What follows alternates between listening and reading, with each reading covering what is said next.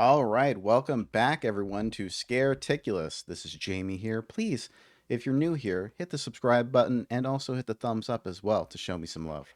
So today we're going to be talking about my favorite kind of controversy when it comes to movies, and that is using the, I guess, incorrect race for a role uh, because it brings out all the hypocrisy. These people now are all complaining because the actress that was cast for Nani in the new Lilo and Stitch live action reboot is apparently not brown enough. And she's also not a Hawaiian native, and that is apparently a huge issue. They're basically saying she's too white, and they're offering all kinds of complaints about this. Meanwhile, none of them cared when they cast a Colombian woman to play Snow White. Basically a character that has white in her name is a Hispanic woman. None of them kicked up a fuss about that. None of them cared about that. But they'll draw all kinds of huge hissy fits when it comes to a character not being as brown as they want. Right? They call it like whitewashing. In the film critique space, when it comes to more of these woke conversations surrounding these topics, these virtue signaling, left leaning, liberal kind of people, they will always complain about how light skinned a person looks. They're also complaining about the ice cream guy from the original movie. He is also now a Hawaiian guy and not a white guy. I shit you not. They are complaining that the guy is not white enough. So we're gonna go through this a little bit and just kind of go through this little hot topic here of a little bit of controversy. And so yeah, strap in and we'll get to it. So I hear this one person on the Twitters says they painted the Nani actress brown for this. They painted her brown. And a bunch of people in the comments are basically correcting her, like, "You ever heard of a tan? Like, it's called a tan. Okay, that's what a tan is. Okay. Let me see if I can make this look a little better so you guys can see what I'm talking about. Um, let's see here. Whoops, that is going all over the place. Hold on here. Okay, let's bring that over there. All right, there we go. There's the comments. We are good. Sort of. Sort of good. Okay. There. Now it's not hiding my face. So they're saying, or she just got tan. This Ryan person says, does this look like this is supposed to be just tan? Um, they're not saying that the character is tan, although that is a byproduct of living in Hawaii, is that your skin will be naturally more olive toned living in a warmer, sunnier climate. That is the side effect of that. Um, but that the character got tan. She's saying, right, that they painted her brown. But it's like, no, she probably just got tan for the role. Here's another thing that people are probably not considering. First off, I don't know where these photos came from. I don't know the validity of where these photos originated. I can't verify them personally, but so it is possible that someone possibly lightened up these photos just to make their point. Also, studio lighting is a thing. You can lighten someone up with a lot of bright studio lights, which those photos look to be. Um, and it will, in effect, lighten up the skin, right? This is obviously an outside shot. Her skin is going to appear lighter. Whereas here, she's in a car, right? Or she's shrouded by some shadows here, right? So this person doesn't know what the hell they're talking about, and they're just complaining because the person's not brown enough. I was thinking she doesn't even look native Hawaiian, but I could be wrong. And apparently, the actress is actually like she is a Hawaiian resident, like the actress herself. I'll get her name here in a second here. Let's see here. Nani actress, Lilo and Stitch live action. That is Sydney Agudong. And if we look here, it says Sydney Agudong is an actress, singer, and professional songwriter born and raised on the island of Kauai, Hawaii. Born and raised. So she is, I mean, that's pretty native to me, born and raised. In 2018, after graduating high school, Sydney moved to Los Angeles to pursue her passion for acting and singing. So, I mean, apparently, also she has lineage that's from like the Philippines or whatever. But that is such a nitpicky thing to cry about. Like, oh my god, she has people, in her family from the Philippines. Are you really going to complain about that? Like, all that should matter here is that she looks the part, right? And that she is a good actress. That's really all that should matter, right? But these people nitpick over the craziest things. Meanwhile, they don't care if, like, The Little Mermaid, which was, a story made to be like a white, princess underwater as a mermaid with red hair, was made black. They don't care about that, right? Did they toss up a fuss about that? It's a completely different race? No, here they're quibbling over like, well, she's not from Hawaii originally, and she's not quite as tan as we would like her to be. And like, also you're comparing her to a cartoon with flat colors. By the way, this is clearly an animation cell that is indoors, hence she's going to be darker in tone, right? Whereas outside, her skin tone is going to be brighter. And I will show you. Lilo and Stitch, Nani. Let's look at some pictures here. As you can see, she is dark here because this is an inside shot. And here, she is lighter because it's an outside shot. Oh, and look at this one. This is a very bright image of her. It's outside. She's on her surfboard, right? In her bathing suit. Here, it's a little bit more darker, but that could be because of the time of day. It could be because the sun's not out at that particular time. Who knows what the artist's intent was? Here, she looks a lot brighter skinned. But see, let's quibble over, the different shades. This is called colorism, by the way. When people in minority groups argue over the slight variations in skin tone, and they argue about it like it's some huge race related hate crime. It's called colorism, and they fight about it all day, every day on the internet. It's the craziest thing. I was thinking she doesn't even look Native Hawaiian, but I could be wrong. She's white and Filipina. Her mom is a white realtor based in Hawaii. See, and now she's like talking about her real life and stuff, getting so just nitpicky and quibbling over trivial shit. She's from Hawaii, born there, not native. Well, it says from her description, her bio, that she is from Hawaii, right? We verified that. It says born and raised on the island of Kauai. So I would say if her mother's not from there, okay, who cares? Maybe her mother moved there and had children there. That makes her a native resident of Hawaii. So you are incorrect. No, they did not know, would even know, and plus she is perfect for the role. Get over it. Yeah, and all that matters is that she's good for the role, right? That's all that should matter. A white Filipina with excessive amounts of spray tan now she's just saying there's spray tan on her. Oh my god. I see they skipped the part where they actually cast a native actress. No, they didn't actually. Also, no shade, but like Nani's supposed to be a bad bitch. What's going on here? Really? No. Nani was not a bad bitch. Okay? That was not Nani's personality. Unless they're referring to her body type or something. I'm not sure what they're trying to say. Like maybe she was a little bit curvaceous, more curvaceous in the cartoon, but that's because there was a certain art style that they were doing in that cartoon that is obviously not going to be translated to this live action reboot because you cannot make real people look like that. The proportions are exaggerated on purpose.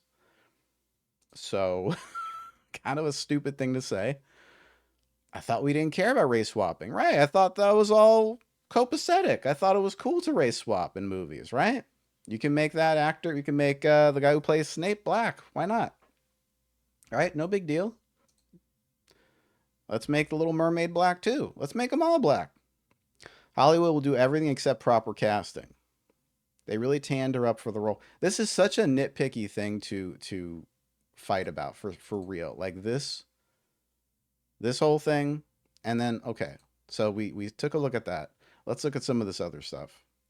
To everyone in this comment section, she's from Hawaii and the family are native to Hawaii. Yes, her family originally immigrated from the Philippines, but she is still native. They're still Hawaiians, okay, but an important part of the movie is that these are dark-skinned Hawaiian women and the struggles they deal with regarding uh, COS. I think she's trying to say CPS because CPS was a part of the storyline in the original Lilo and Stitch movie because they were basically coming to take Lilo because they were worried that her sister couldn't take care of her. Uh, Tourism, etc. Lilo was literally ousted by a white girl and other lighter-skinned girls. Lilo was ousted by a white girl. So the girl who plays Lilo, if we can pull up that actress here, actress. Let's see here. Um, she looks pretty brown to me. I mean, I'm not an expert, but let's see here. Um, oh, and I didn't know that Tia Carrere played the original Nani, but it actually makes so much sense now because I can remember her voice. I'm like, yeah, that is her voice. I didn't even know that before. But I mean, is Tia Carrere? I don't think she's Hawaiian, is she? I thought she's from the Philippines, isn't she? Let's look at this for a sec. 'Cause I'm now curious. Okay. Known professionally as Tia Carrere, is a Grammy-winning singer and actress from Honolulu. Oh, she is from Honolulu. Okay, never mind then. I'm wrong. I'm incorrect. Just thought maybe she was a little more Asian descent. Um, let's see here. Um, what is? How can I find the actress? Her name is okay, Maya Kiloha. Okay. That sounds pretty Hawaiian. I'm just saying right up front, it sounds Hawaiian to me. So I'm gonna just venture a guess and say she's Hawaiian. Um, yeah, I'm just gonna I'm gonna make that jump there and guess that she pretty much is Hawaiian. And I think if they did pick this actress for the role of Nani, I think that means that she was really good. She probably did very well in the auditioning.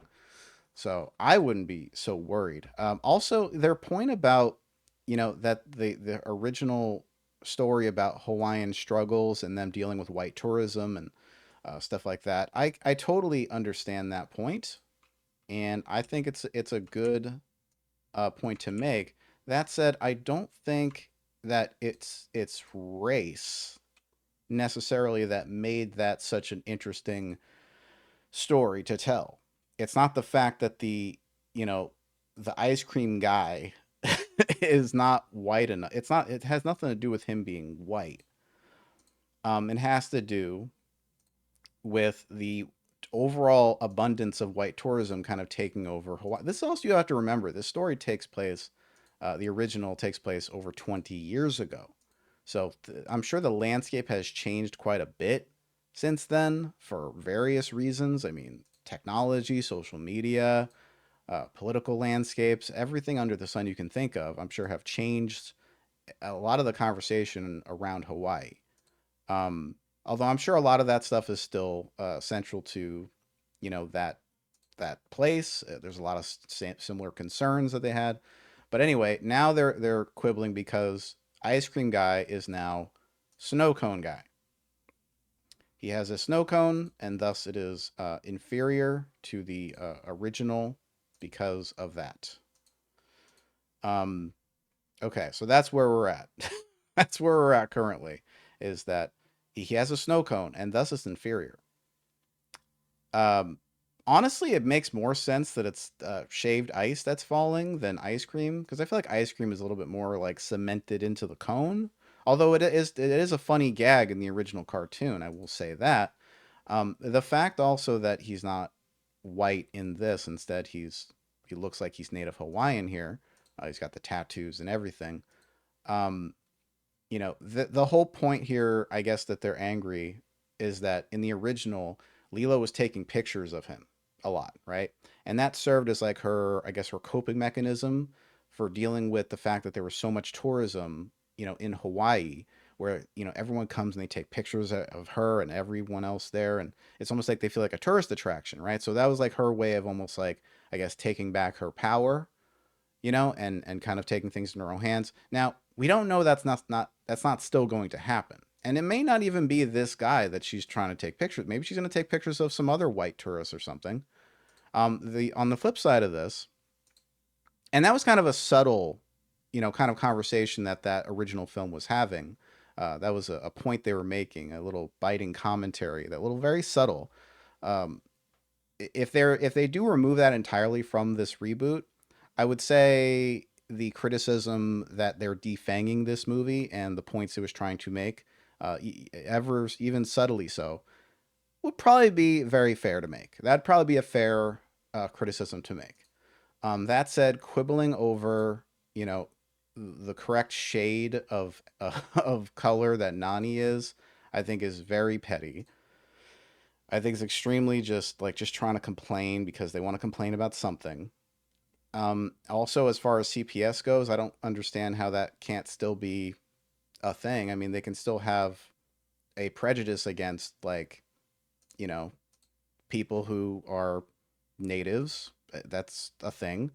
Uh, they can still have prejudice against, you know, people who are trying to raise children without a proper family dynamic in play, because it's the sister taking care of, you know, her younger sister. It's not exactly a traditional setup, right? Plus, on the you know, they have this little demon dog from outer space to, you know, to boot. It makes it very complicated. So this criticism here, though, someone says it's so sneaky sinister that Disney turned the ice cream guy into a native Hawaiian man. Lilo taking pictures of white mainland tourists is a kind of coping mechanism for being treated like an attraction slash novelty. It's a vital part of her character. Disney clearly wants to defang the original film. And that was what I was just talking about. And I think that's fair. That's a fair assessment to make, but it is also important to remember we only just saw a trailer. Um, that is very important to remember. We've only just seen a trailer of this. We don't know what's going to be in the actual real movie itself. Like, we haven't seen everything. We saw 2 minutes of a movie, right? And probably they're going to change a lot before that actual movie comes out. So there's that. There's also another point that these, you know, people are making about this trailer, and I don't know if I have if I can find it right now, but there was this other thing they were complaining about where they were talking about Pleakley and Jumba. Well, we do get a shot of Jumba in this. Like, let's go back to the trailer. See, this is the one because we see the part where Pleakley gets kind of shown here, right? And let's look a little bit. We have a blue dog to catch. Okay, so that's Jumba, right? And all right, and he's in his human disguise. Now, in the original film, they had Pleakley dressing up as a woman, right? Cross dressing, essentially. Although, I guess, while Pleakley was basically a male figure, a male character, it's kind of up in the air because Pleakley is an alien, so we don't know exactly how their biological functions work, their organs, all that stuff. So, I mean, it is kind of ambiguous, I would say. Now, this is when they kind of step through this portal thing here and they look through. I guess they're trying to see through the wall or something like that. And they see this guy looking at them with the snow cone guy. Now, the guy on the right, that he plays Pleakley, and his disguise kind of, hold on here. Jumba actually turns on the disguise or turns it off. See that he twists this knob here? So it's actually him that does it. I don't know why he does that. So why are you doing that, Jumba? But this is when Pleakley, and he looks pretty much like his original cartoon counterpart, although he looks a little bit well, a little freaky, honestly. He doesn't look as cute and cartoony as his original counterpart, his cartoony counterpart. He looks kind of like ultra realistic. Like, do you remember when they made like those renders of like Homer Simpson looking, you know, ultra realistic and stuff like a couple years, like a decade ago? It kind of was like that, like this kind of weird. But I hope it'll look better in the film itself. But anyway, so they're complaining because the disguise, okay, the woke mob is complaining because the disguise is not a woman, or not him wearing a dress.